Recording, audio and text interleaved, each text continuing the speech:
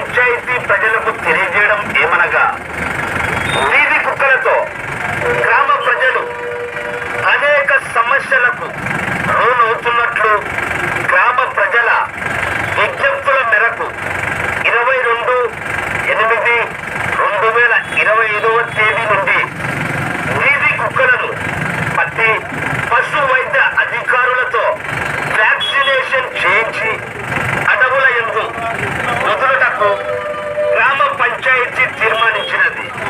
కావున పెంపుడు కుక్కల యజమానులు తమ పెంపుడు కుక్కలను జాగ్రత్తగా సంరక్షణలో ఉంచుకోవలసినదిగా కోరడమైనది. ఇట్లు హెడ్ ఫుడ్ ఆఫీసర్, గ్రామ పంచాయతీ మనగారపల్లి.